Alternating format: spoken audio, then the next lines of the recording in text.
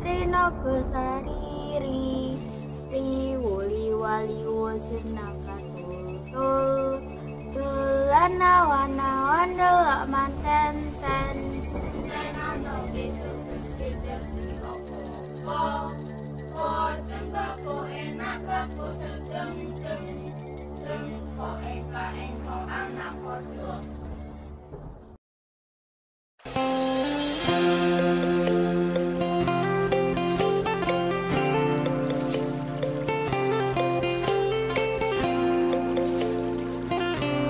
Assalamualaikum warahmatullahi wabarakatuh. Salam Rahayu, Om Swastiastu, Namo Buddhaya, salam kebajikan. Selamat datang di Jinglang Channel. Kepulauan Indonesia mulai berkembang pada zaman kerajaan Hindu-Buddha berkat hubungan dagang dengan negara-negara tetangga maupun yang lebih jauh seperti India, Tiongkok, dan serta Timur Tengah. Sedangkan untuk agama Hindu masuk ke Indonesia diperkirakan pada awal tarikh Masehi, dibawa langsung oleh para musafir dari India, antara lain Maharesi Agastya yang di Jawa terkenal dengan sebutan Bathara Guru atau Dwipayana, dan juga para musafir dari Tiongkok yaitu musafir Buddha Bah Yen. Pemirsa, untuk teori-teori masuknya agama Hindu dan agama Buddha ke Nusantara, Anda bisa menyaksikan video saya sebelumnya yang mana linknya saya sertakan di kolom deskripsi.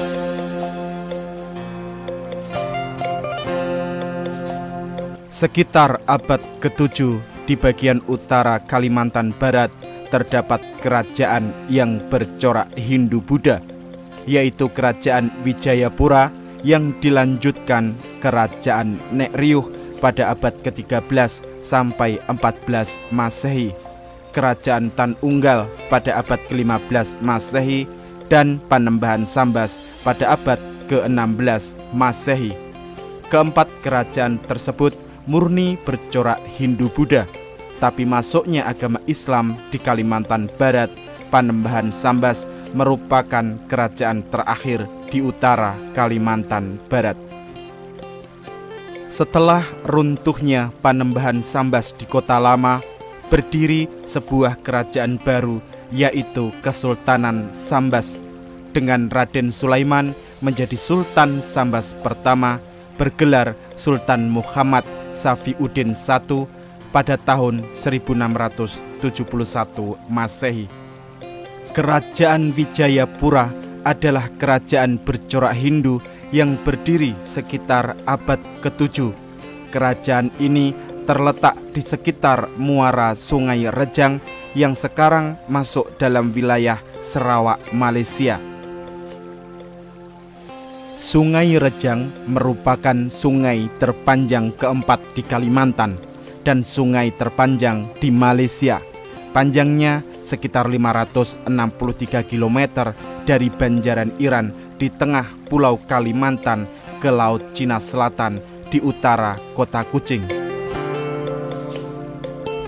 Dewasa ini Sungai Rejang digunakan sebagai sarana transportasi sampai ke Kapit dengan memakai perahu-perahu dan kapal motor. Di tengah Sungai Rejang hidup berpuluh-puluh suku bangsa pribumi Sarawak, yaitu suku Dayak. Kerajaan Wijayapura juga dikenal dengan Kerajaan Sambas Kuno. Bukti kuat keberadaan kerajaan ini adalah ditemukannya benda-benda arkeologis berupa gerabah, patung dari masa Hindu. Menurut perkiraan para ahli arkeologi, benda-benda itu berasal dari sekitar abad ke-6 atau abad ke-7 Masehi. Hal ini ditambah lagi dengan melihat posisi wilayah Sambas yang berhampiran dengan Selat Malaka yang merupakan lalu lintas dunia, sehingga diyakini bahwa pada sekitar abad ke-5 hingga abad ke-7 Masehi di wilayah Sungai Sambas ini telah berdiri kerajaan Sambas, yaitu lebih kurang bersamaan dengan masa berdirinya kerajaan Batu Laras di hulu Sungai Keriau, yaitu sebelum berdirinya kerajaan Tanjung Pura. Selain itu, juga ditemukan benda-benda arkeologis lainnya seperti gendang gangsa dari Dongson, manik-manik batu akik dari India, patung Buddha emas Bodhisatwa, semuanya di lembah Sungai Sambas, Kalimantan Barat, menunjukkan adanya bentuk pemerintahan perdagangan sejaman atau lebih awal dari pemerintahan kerajaan Sriwijaya. Arca Buddha berbahan emas, perak, dan perunggu yang ditemukan di kota Sambas di Kalimantan Barat yang kini menjadi koleksi British Museum di London, Inggris. Diperkirakan arca-arca ini adalah peninggalan dari kerajaan Wijayapura. Menurut perkiraan para ahli arkeologi, benda-benda itu berasal sekitar pada abad ke-6 atau abad ke-7, sedangkan kerajaan Wijayapura berdiri pada abad ke-6 atau abad ke-7. Arca-arca Buddha berbahan emas ditemukan di dalam guci tembikar pada dekade 1940-an. Temuan ini kemudian dijual oleh penemunya dan jatuh ke tangan Tan Yeok Seong, seorang kolektor dan sejarawan Asia Tenggara warga Singapura. Harta karun ini kemudian dibeli oleh seorang filantropi PT Brook Sewell yang kemudian menyumbangkannya kepada British Museum pada tahun 1956. Temuan ini terdiri atas 9 arca emas dan perak yang menggambarkan sosok Buddha dan Bodhisatwa.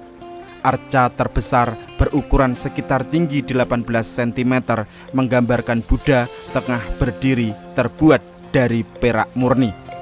Selain arca-arca Buddha, harta karun ini juga mencakup pedupaan perunggu berbentuk rumah dan plakat nazar perak bertuliskan Dharani yang ditemukan di dasar arva Buddha. Kehalusan, keterampilan, dan kualitas pengrajin patung serta penggunaan logam mulia menunjukkan bahwa benda-benda ini aslinya dimiliki oleh seorang pembesar atau pejabat setempat atau bangsawan penganut agama Buddha.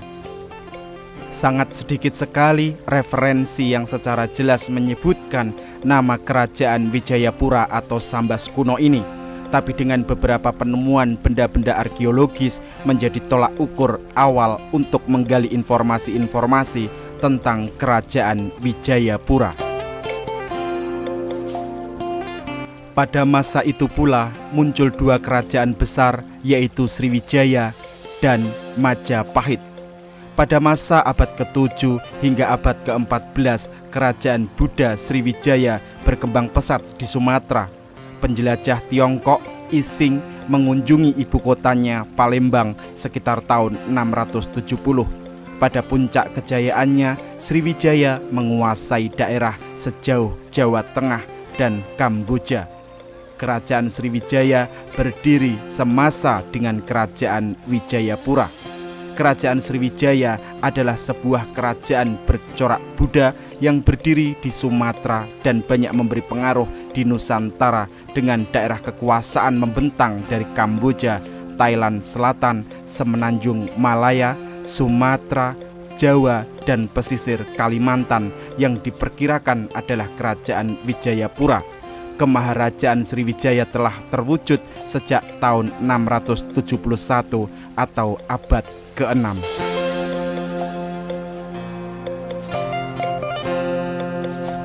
Kerajaan Sriwijaya menjadi pusat perdagangan dan merupakan negara bahari. Sriwijaya tumbuh dan berhasil mengendalikan jalur perdagangan maritim di Selat Malaka, Selat Sunda, Laut Cina Selatan, Laut Jawa, dan Selat Karimata sampai ke pesisir wilayah Sambas, Kalimantan Barat. Berdasarkan dari penemuan benda-benda arkeologis di wilayah kekuasaan kerajaan Wijayapura itu, dapat disimpulkan pula bahwa pada abad ke-6 dan 7 Masehi, Kerajaan Wijayapura atau Sambas kuno telah menjalin kerjasama pada waktu itu, serta menjalin hubungan dagang dan keagamaan dengan Kerajaan Sriwijaya. Bukti autentik adalah songket. Mengapa ada songket di Sambas? Mengapa ada juga songket di Semenanjung, Jambi, Minangkabau, Brunei, bahkan sampai ke Aceh? Songket-songket ini pasti ada kaitannya dengan sejarah kain songket nan keemasan dikaitkan dengan kegemilangan Kerajaan Sriwijaya. Kemaharajaan niaga maritim nan makmur lagi kaya yang bersemi pada abad ke-7 hingga ke-13 di Sumatera.